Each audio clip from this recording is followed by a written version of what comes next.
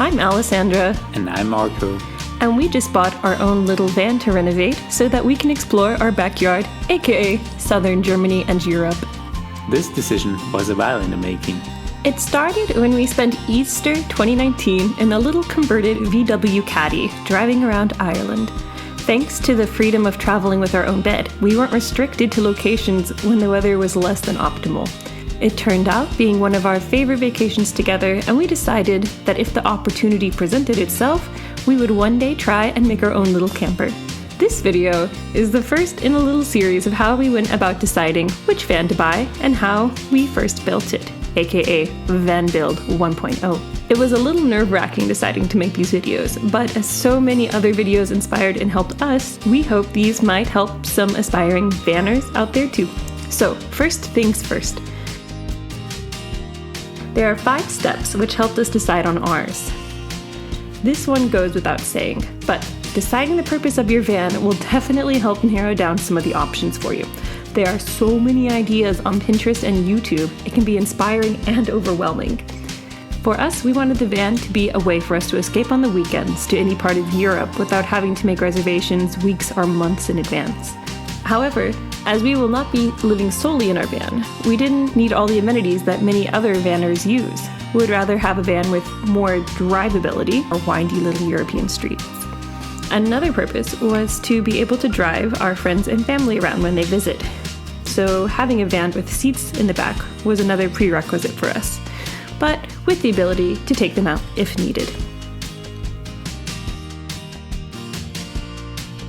Definitely think about what you have available for space. For us, as we would be using the car for some everyday things and therefore using underground parking here in Germany, we wanted to keep our vehicle height at under 2 meters, or roughly 6.5 feet. But we did want a van long enough so that we could fit a bed in the back without needing to arrange much. So for us, our 1998 Volkswagen Golf was on its last legs, which is why we were looking for a new car in the first place. And therefore, we could put all of our car money towards our van. For example, we loved the VW Caddy we used in Ireland, but for the amount of money we would pay, we could also get a larger van with a bit more space.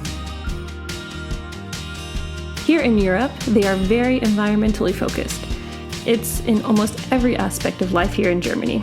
I walk to work every day, I haven't bought aluminum foil in 3 years, and separate my garbage every week. So naturally we wanted our van to also reflect these principles.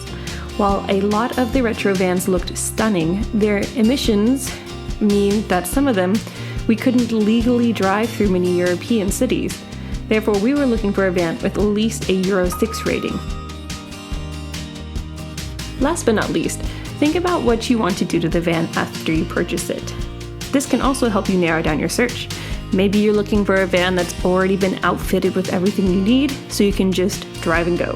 Or maybe you're looking to do a lot of the van build yourself, in which case I would definitely look and see what is possible in which models. Some features we were looking for included the possibility to install swiveling pilot and co-pilot chairs, a pop-up trunk, seat heaters, heating that runs when the engine is off, and air conditioning.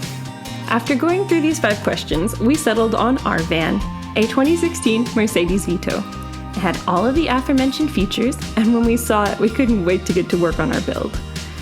We hope this video helped you form some questions of your own. Post any questions we didn't answer in the comments below. In the following weeks, we hope to post some more videos of how we've outfitted our van, so if that sounds like something you might be interested in, hit like and subscribe.